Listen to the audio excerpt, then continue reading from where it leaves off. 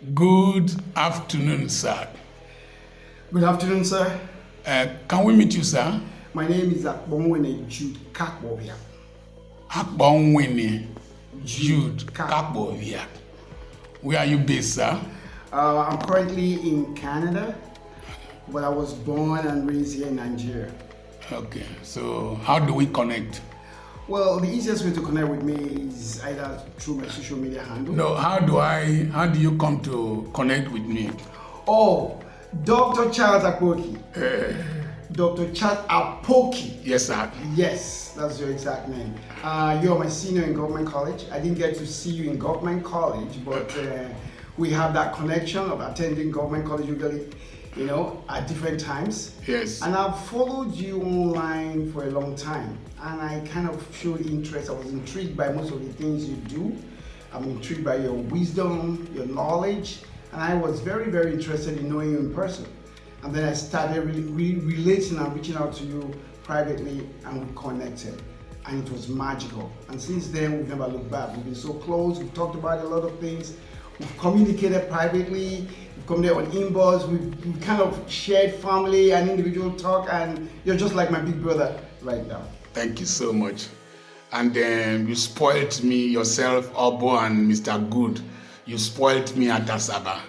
Took me out, collected me from the airport and took me out. Thank you so much. You're welcome. So are there any things you have learned? We spent about how many hours? About 4 hours together. Well, that's just today. Yesterday we spent about 3 hours together. Okay. And then today we spent about another 4 hours together. Okay. And that is a lot of time to spend with you. Okay, sir. Because you are a moving encyclopedia. Your wisdom is just second to none. And your knowledge is just unbearable. Like we drove from Asaba here and you were just feeding us with a lot of information, a lot of knowledge, a lot of wisdom that we are blown away by the time you took us to your properties. That was even the biggest part of it. Sometimes a lot of us see a lot of these things online and we really don't have the first-hand knowledge, and we assume and we kind of feel like, okay, it's just what it is. But when you see them physically and in person, it's something else. I mean, when we saw your first property, it was like, okay, this is good. It's cool. We saw the printing press, we saw all the little things you have, and we saw all the lands and everything. And then you brought us to another place entirely. And where I am right now looks like paradise. I made up my mind that when people like you come, yes, and when my children come from Europe, yes, they will see a little Europe here. Yes. Now, you are a brand ambassador for the Yoruba Nation. That's correct. What do you exactly do? So, professionally, I'm a senior consultant on leadership, team building, team growth, personal development, and people skills. I do that. I'm actually a published author of the book, Innovative Leadership. So I believe a lot on building individuals and building people on a personal basis. But I grew up in this environment. I grew up in the Yoruba culture.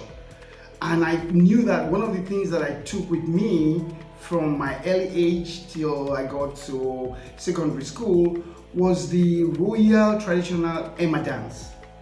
So when I went to Canada, one of the things I quickly noticed was that most of our kids and most of our people that are in diaspora, they leave their culture behind. But some other tribes don't do that. The big tribes, the Igbos, the Yorubas, the Hausas, they carry their cultures along with them to diaspora. And I was thinking, what can I do in my little space to build and encourage and be an ambassador of my cultural heritage? And I started with my Emma Royal Dance. And I've been building it globally, and it's gone viral. And now I'm globally known doing that and building the culture and encouraging the young generation to understand and love the culture, because that's all we have. We have a rich culture in Roboland, and a lot of us just kind of leave it behind and focus on the new things that are happening.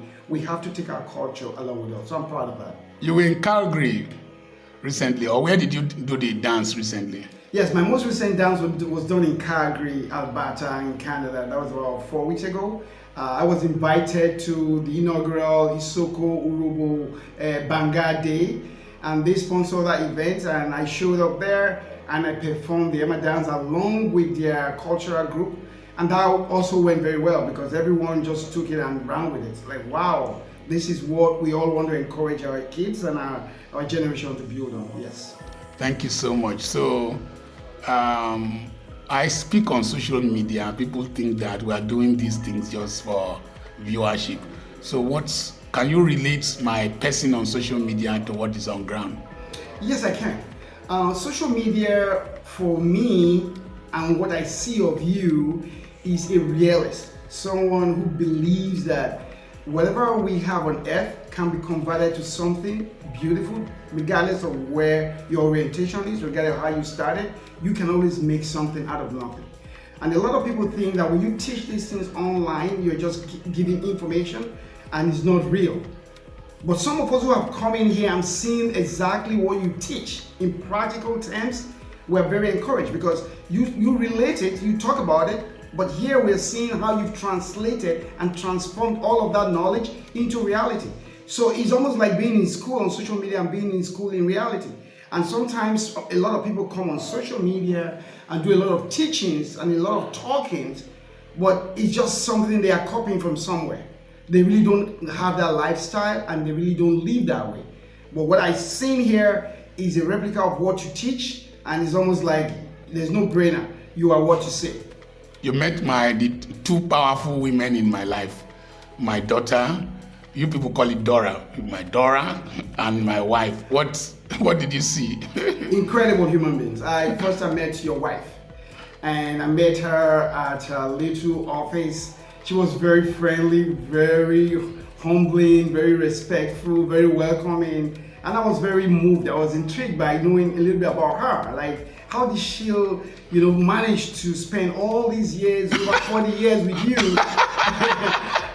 Troublesome man. And build this empire together. Crazy man. Yeah, I was really very moved, and I really thanked her for everything she's done, and she really lived up to exactly what you said. She's just someone who knows you more than everybody else. Yes. She understands you, and she knows what you need. She knows what is important to you, even when other people don't. She knows how to relate with you. Like this background now, she deliberately put it because she knows I'll be doing videos here. You see that? And she's more like a real partner, a friend. I've never seen anything like that with most people, because when you see someone's wife, most times you see them just playing the wife role.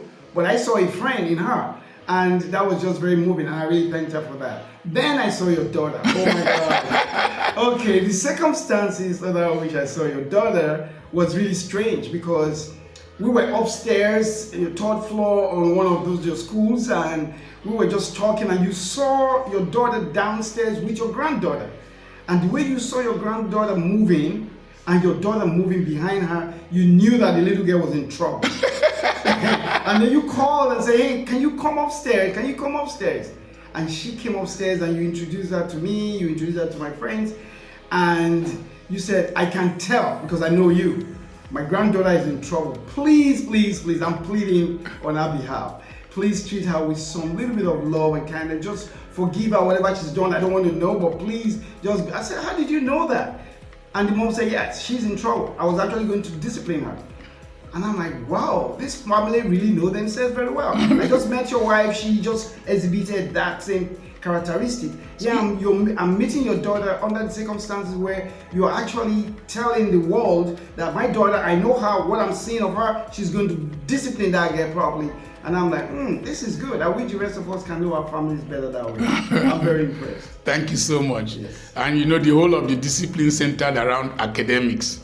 So we have about 2 B's in our family: the Bible, books, and business. We don't play with the 3 B's.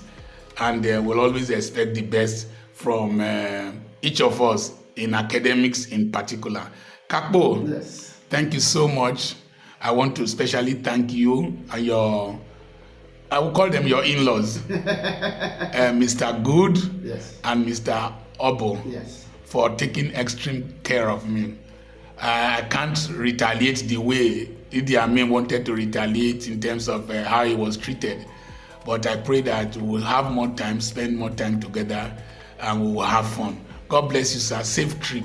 I remain Dr. Charles, Apoki.